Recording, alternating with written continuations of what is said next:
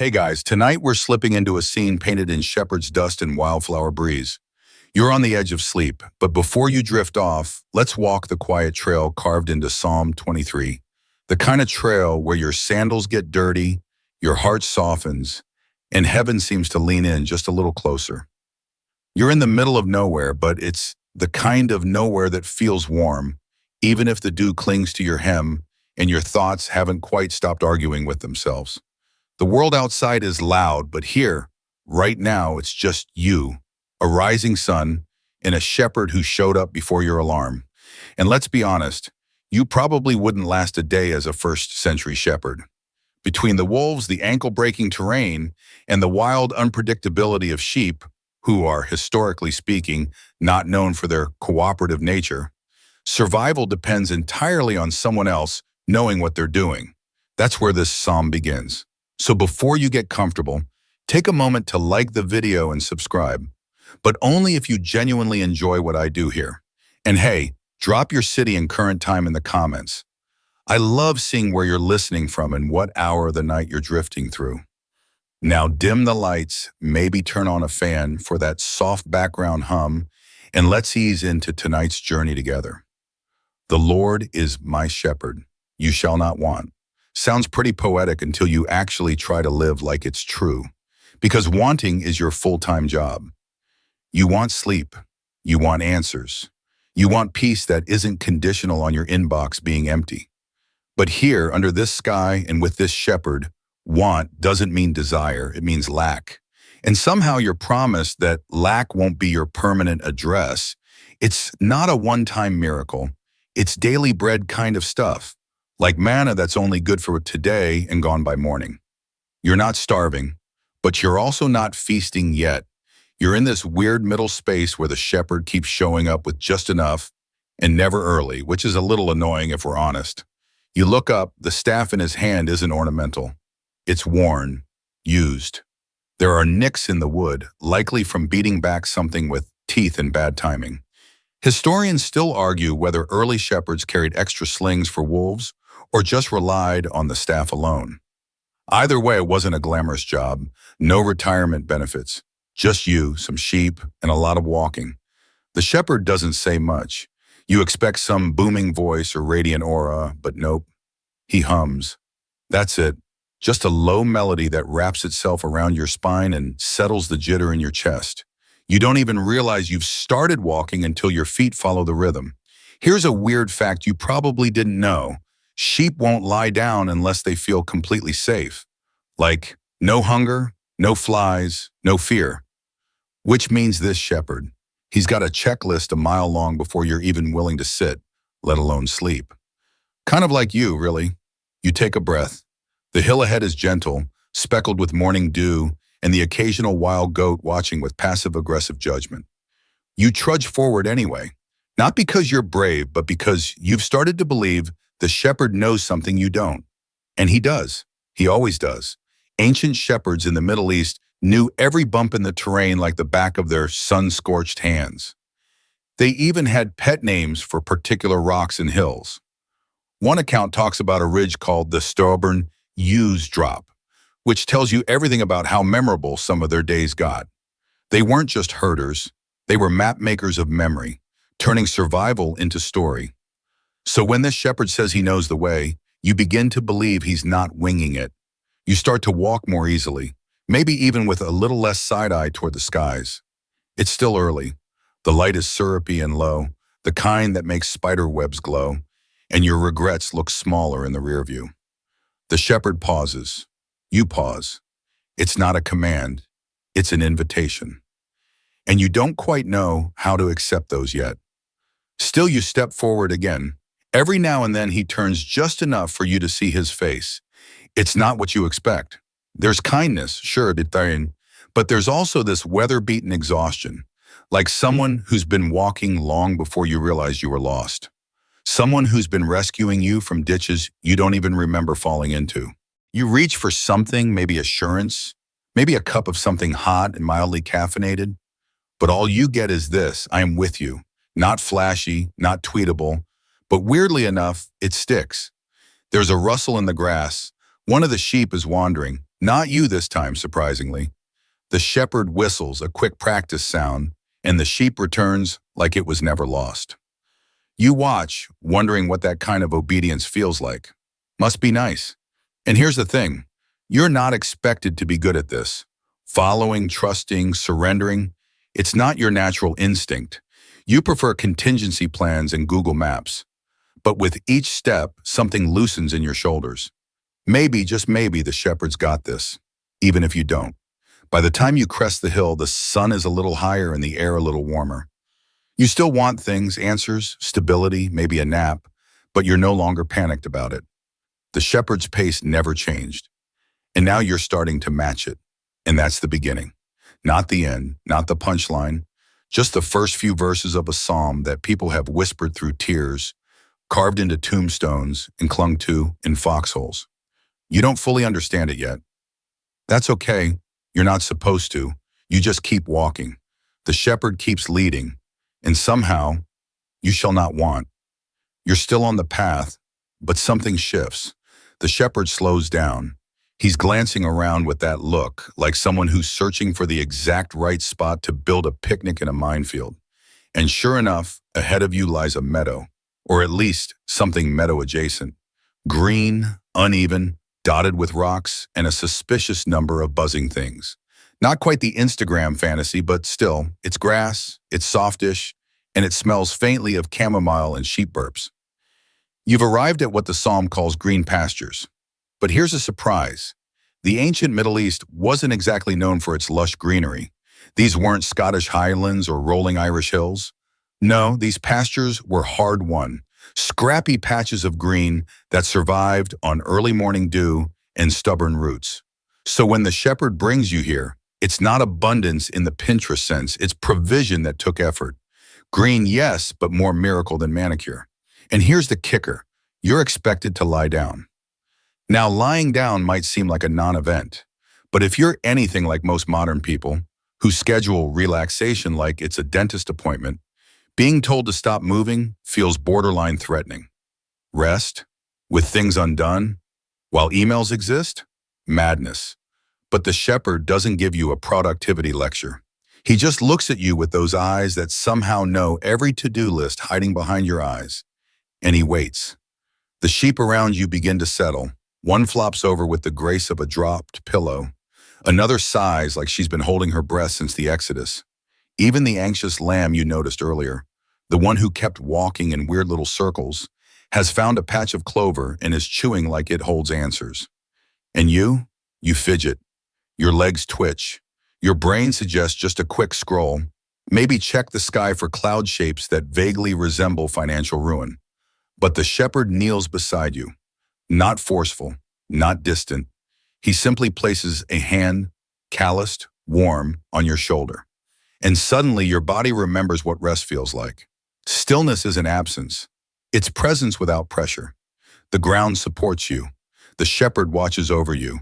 The world, miraculously, does not fall apart while you lie here doing absolutely nothing.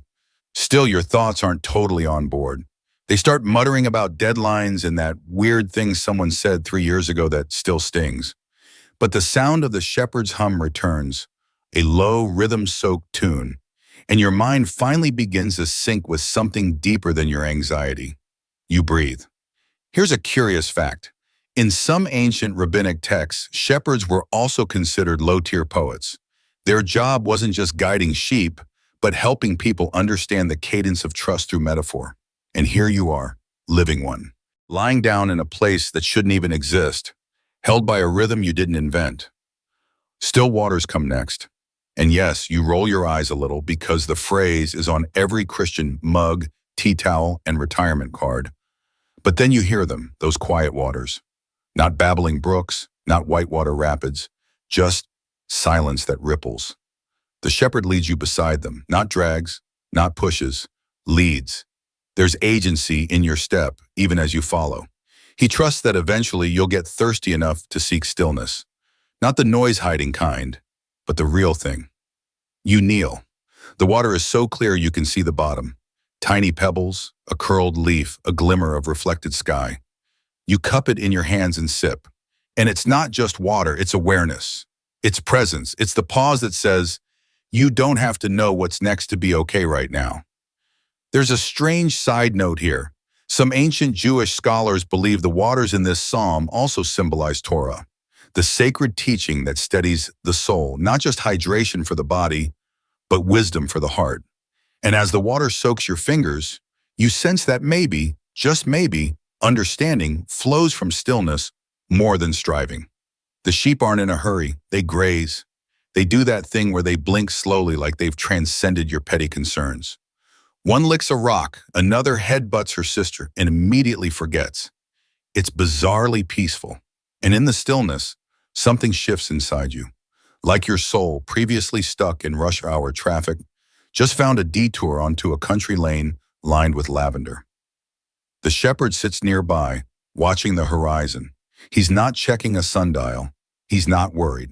And it's weird how comforting that is.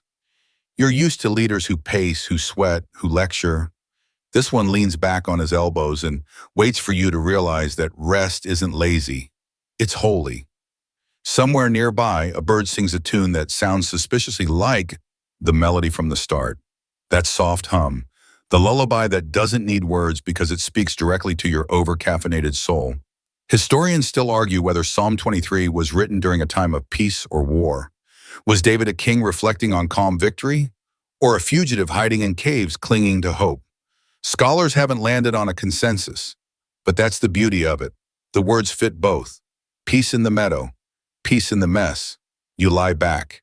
The grass is scratchy in that oddly grounding way, and you don't even flinch when a bug crawls past your knee. You feel something return to you, something long buried beneath deadlines and expectations. A sense of being held, not by circumstance, not by achievement, but by grace, and for a moment, just one, you believe that still waters still run, that green pastures still exist, that the shepherd isn't just a metaphor, but someone who knew you'd end up here, exhausted and skeptical, and brought you anyway. You close your eyes, no calendar, no chase, just the steady heartbeat of being known and still wanted. You don't know how long you've been lying there. The sun has shifted, the breeze has changed its tune. Even the sheep have started milling about again, munching, meandering, occasionally bumping into things with that blank expression you recognize from your own Monday mornings. The shepherd rises, not suddenly, not with fanfare, just stands and looks ahead. And without needing a word, you know it's time to walk again. This part, the paths of righteousness, sounds noble, regal even, like you're about to stride down some marble staircase, wind gently billowing your robe while trumpets play in the distance. But reality, it's a dirt trail winding through uneven scrub, with a deeply judgmental raven watching from a tree stump. Still you follow, because the shepherd goes first, because somehow after those still waters, you trust him a little more.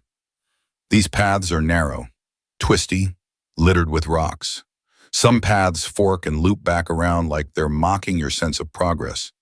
And one of them leads you straight through a patch of stinging nettles that definitely didn't get a footnote in the original psalm.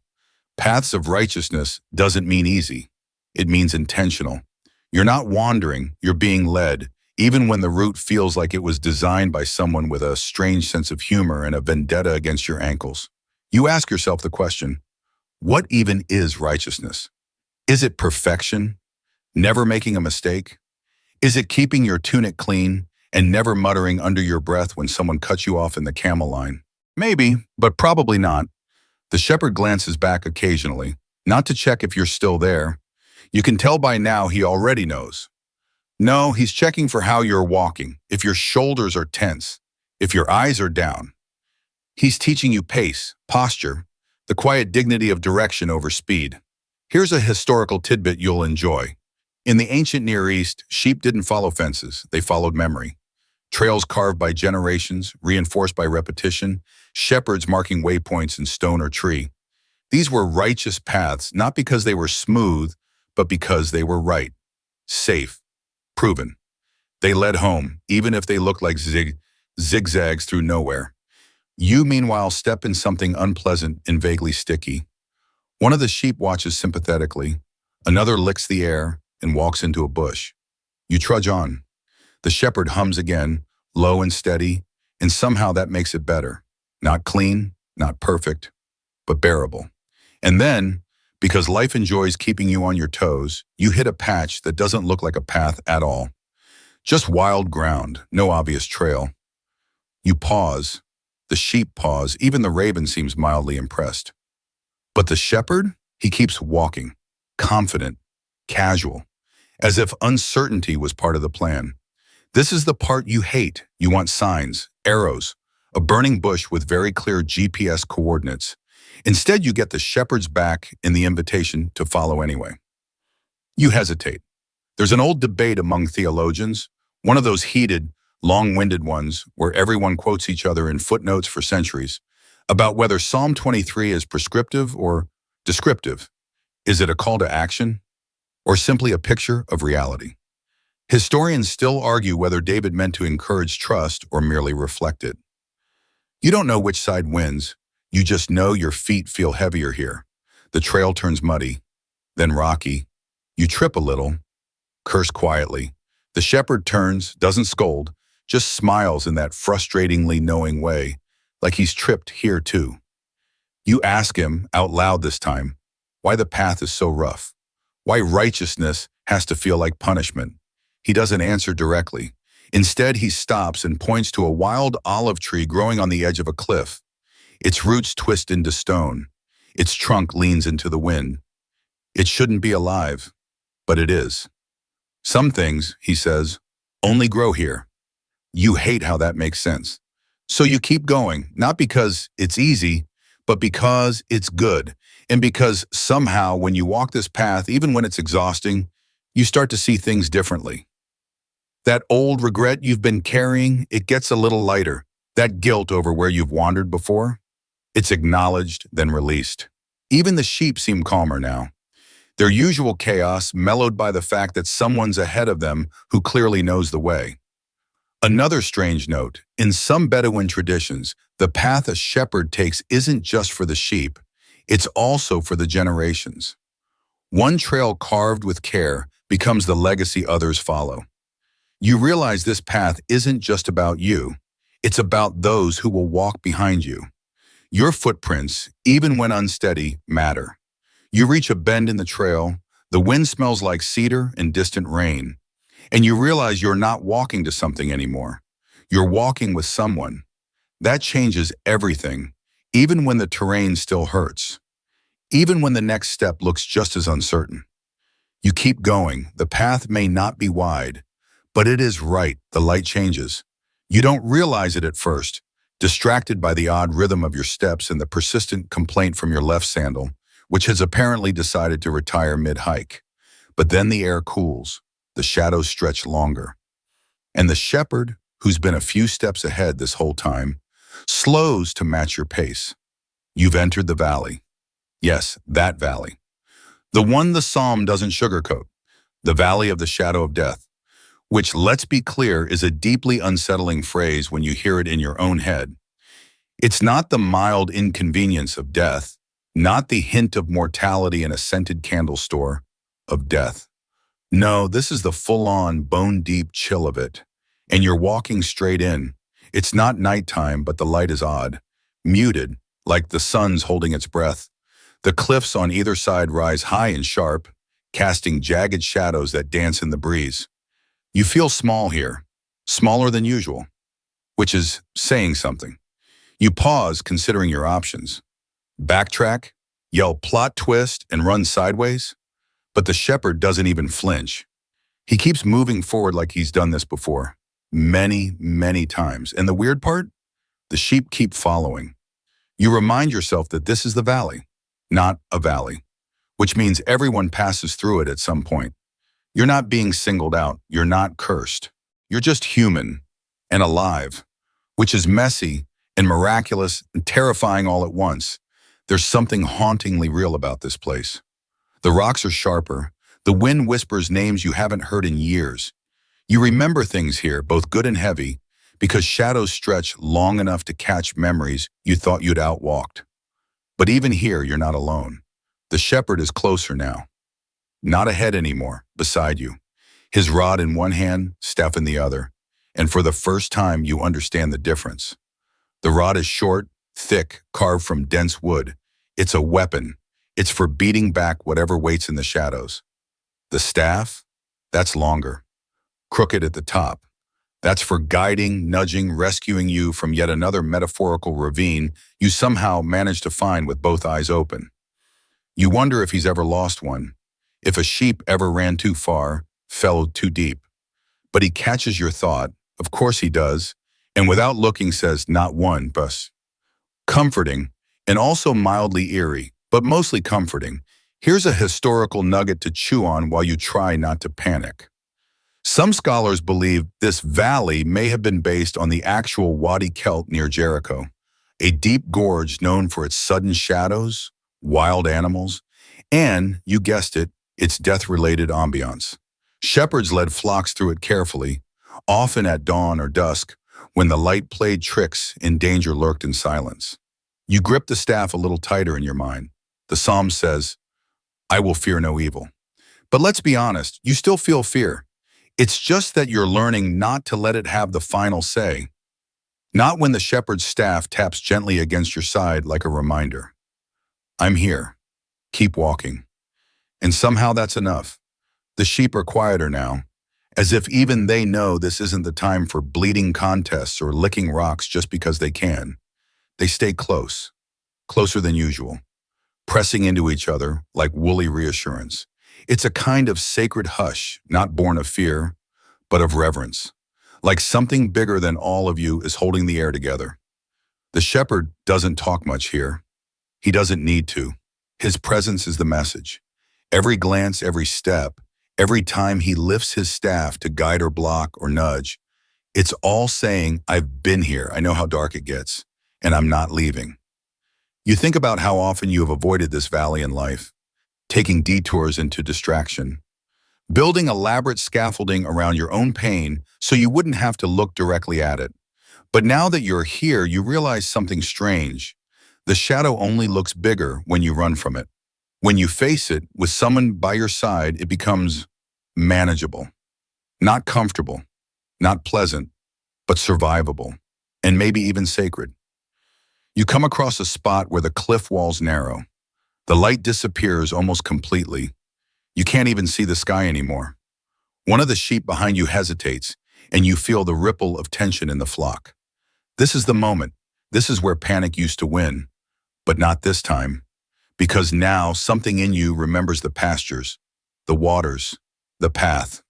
You recall how the shepherd hummed and how the soil felt beneath your resting body. Those moments weren't distractions. They were preparation.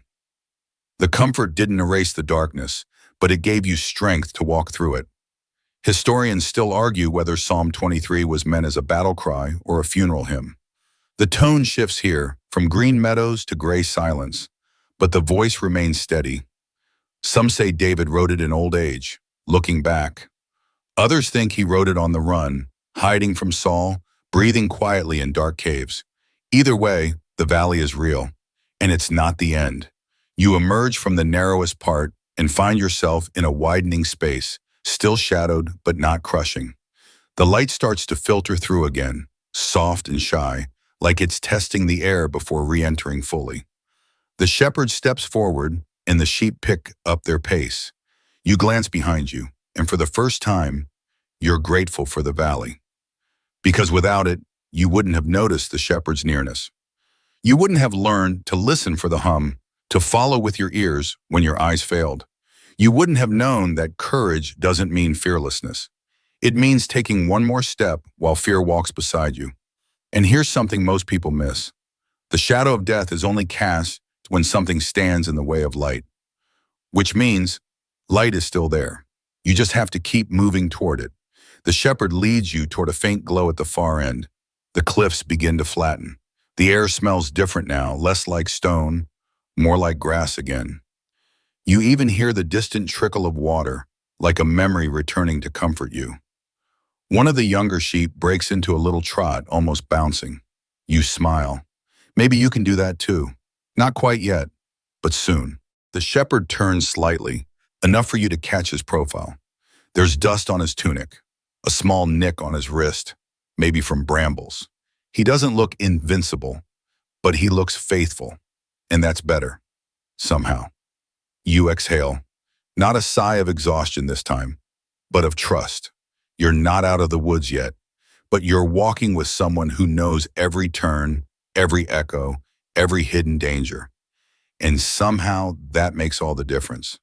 So you keep walking through the shadow, toward the light, not fearless, but not alone. You don't expect the table, not here, not now. You're barely out of the valley. The shadows still cling to your cloak.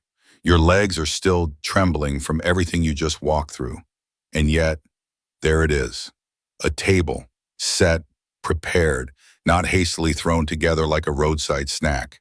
This is intentional, laid with care.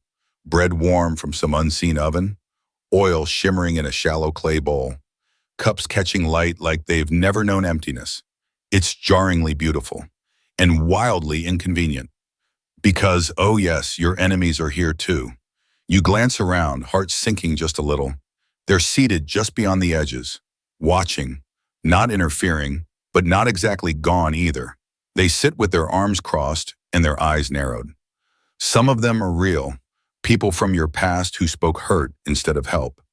Some are less flesh and more memory, regret, shame. That voice in your head that still tells you you're too much and never enough, somehow at the same time. And the shepherd, he gestures for you to sit, right here at this table, in this moment, with them all watching. You hesitate, but the bread smells like home, and the seat is carved with your name. So trembling, you sit. The shepherd doesn't seem worried. He pours wine, a deep red that catches the light and somehow calms your nerves. He tears the bread, places a piece on your plate, and only then do you realize you're hungry, soul hungry. You eat. And for the first time in what feels like ages, it fills more than your stomach. It reaches that place in you that's been gnawing, aching, whispering for comfort that no fast fix could offer.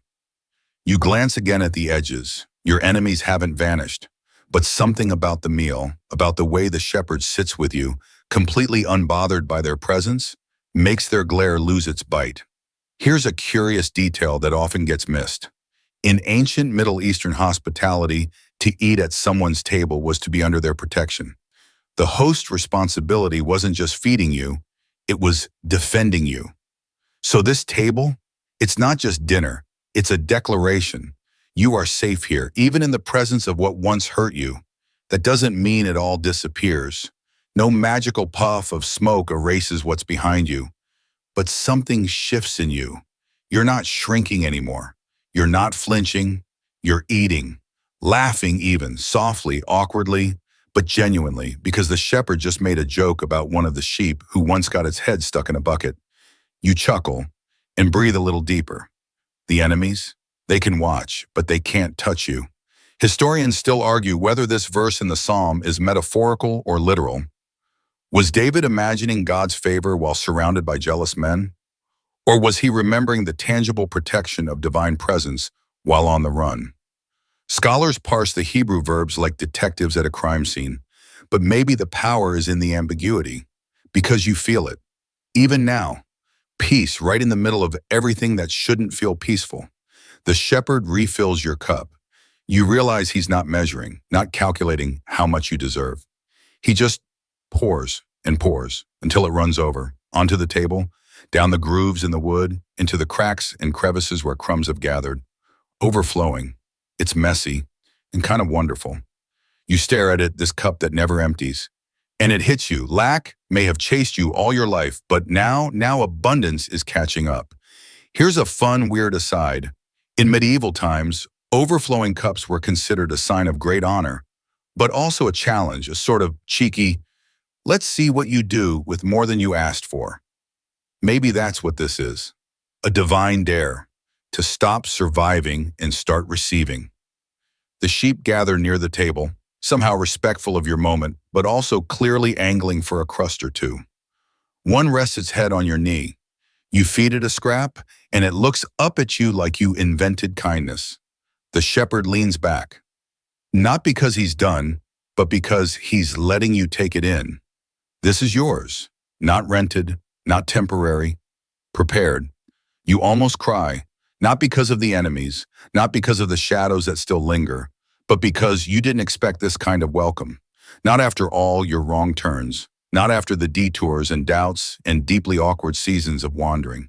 And yet, here you are, fed, full, and safe. You take another bite, not rushed, not afraid of losing it all, just present. And in that presence, you find strength. The shepherd catches your eye. No words, just a nod. And in that gesture, everything inside you softens. The valley didn't break you. The table is not a bribe, it's a promise. And this is only the beginning of what it means to be restored. You lean back slightly from the table, full but not sluggish. The kind of full that makes you exhale from your ribs and smile without meaning to. The shepherd stands, brushes a few crumbs from his lap, and gently pours a fragrant oil into his hands. You tilt your head, curious, then slightly alarmed, because that oil, it's coming for your head. Before you can ask any polite, "Are you sure?" or "Is this really necessary?" questions, the shepherd anoints you, not with a dainty dab, but a generous pour, the kind that seeps into your scalp and drips behind your ears. You brace yourself for discomfort, but it's surprisingly wonderful. Warm, smooth, like your thoughts just got hugged. The scent is earthy and floral, maybe myrrh, definitely something that smells more expensive than anything you've ever allowed yourself to buy. One of the sheep leans in like it's considering licking you. You gently redirect it with a loaf crust. Anointing is a strange ritual. And yes, it's biblical. Priests were anointed. Kings too. Even objects, altars, tools, the occasional tent, were marked with oil to signify sacred purpose. To be anointed meant to be set apart. Chosen, not necessarily famous or rich or particularly well-behaved, just chosen. And now, here you are, oiled. You weren't planning on being sacred today. You were just hoping to not fall into another ravine. But the shepherd seems to think differently. And that's what matters. It's messy, though. You try to wipe a bit of the oil off your brow, but it keeps coming, down your temple, into your collar. You're 30% person, 70% olive grove at this point. But strangely, you're not embarrassed, because something in the anointing tells you this is abundance, not excess, not waste, just more than you expected. There's a delightful little footnote from early Hebrew tradition. Shepherds would anoint sheep's heads with oil to protect them from flies and parasites. Not just symbolic, practical. Oil kept insects from crawling into their ears and laying eggs. In a very real sense, oil saved sheep from maddening, self-inflicted wounds. You pause. That hits.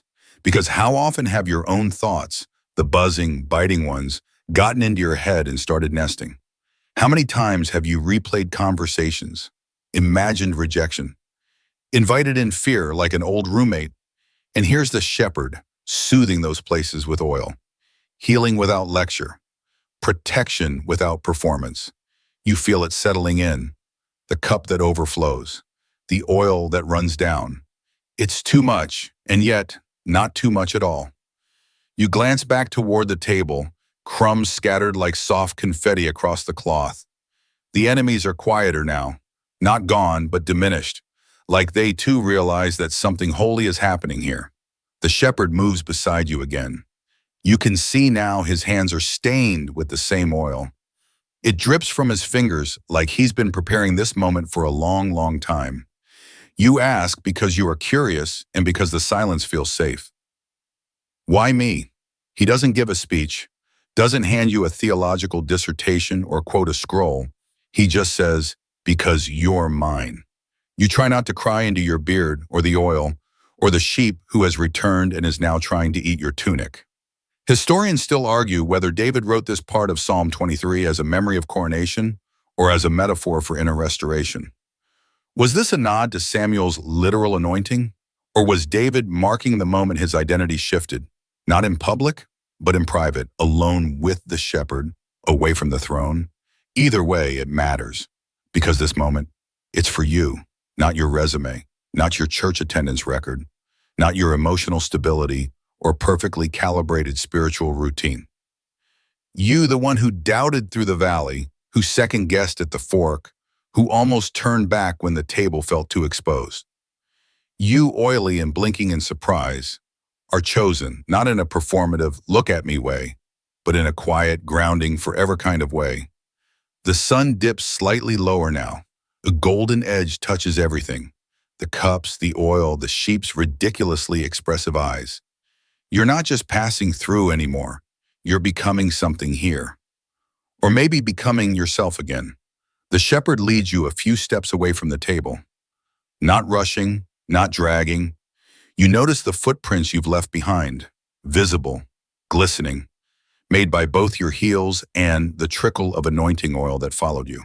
And you start to laugh, just a little, because you realize you're slippery now, harder to catch, harder to hurt, blessed and slightly greasy. It's the most spiritual thing you've felt all day. You're walking again. It's not as dramatic as the valley, and you're no longer wiping oil from your eyebrows every 5 seconds, though your hair still smells like a holy grove. The shepherd strolls beside you now, not ahead. There's no sense of chase or threat, just presence and something else. You start to notice it gradually, like a song stuck in your head, but you're not sure where you heard it. A sense that something is following you. You glance back. It's not danger, not wolves or enemies or anything with sharp teeth or sharper opinions. No, it's softer, sweeter, almost ridiculous. It's goodness and mercy, just following you like two sheep-shaped shadows that won't take a hint and go home. You stop walking, half joking, and turn around. They stop too. You take a step forward. They step forward, and you realize something you never noticed before. You're not just being led, you're being followed, surrounded, hemmed in by kindness, not by karma, not by you earned this, just goodness and mercy. And honestly, they seem a little overqualified for the job. It feels awkward on at first. You've spent most of your life with suspicion trailing behind you, fear of failure, the weight of not enough, the low-grade hum of what if. But they're different. They don't shout, they don't guilt, they don't even comment when you trip over a loose stone or mutter something decidedly unpsalm-like under your breath. They just stay close, and the more you walk, the more you begin to believe they've always been there. You just didn't notice them before. Maybe they were disguised. Maybe they looked like people who showed up at your lowest, or like doors that didn't open, only to reveal better ones down the road. Maybe mercy came dressed as delay. Maybe goodness wore the face of someone who forgave you before you forgave yourself.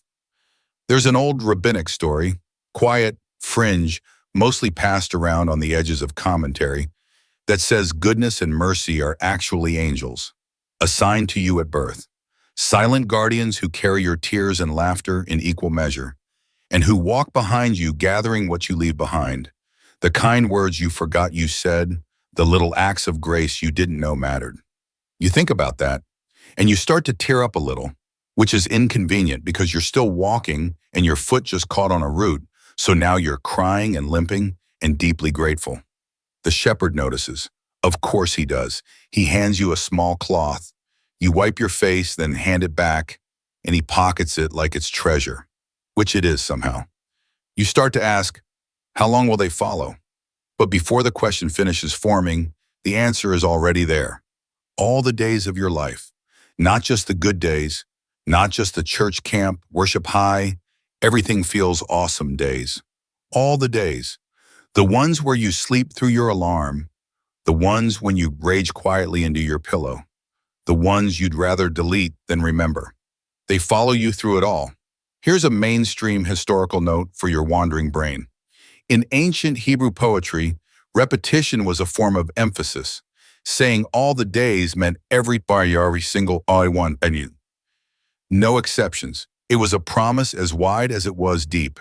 You weren't just followed occasionally, you were pursued, not by wrath, but by relentless, gentle love.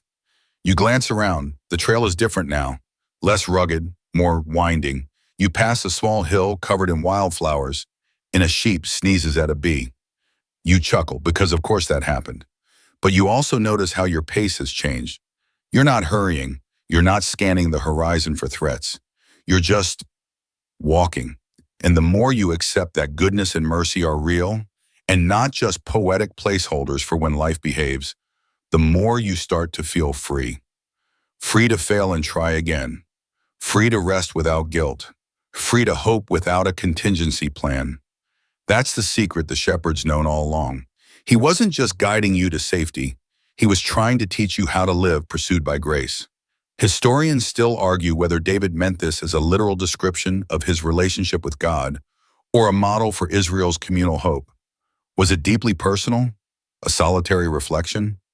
Or was it meant to be sung by many, a collective remembrance that we are not alone? You don't have to pick a side. You're too busy feeling the strange joy of being quietly chased by love. You turn one last time. Goodness grins, mercy waves, you smile, and keep walking. You're nearing something now, not a finish line exactly. There's no ribbon to break or crowd to cheer. It's more like a gate, familiar, wooden, slightly crooked in that charming, I was made by hand a long time ago kind of way. The hinges squeak like they're trying to sing harmony with the birds. And beyond it, home. It's not flashy. There's no sprawling palace or marble stairs, no glittering tower with your name etched into a gold plate. It's simpler than that, quieter, more honest.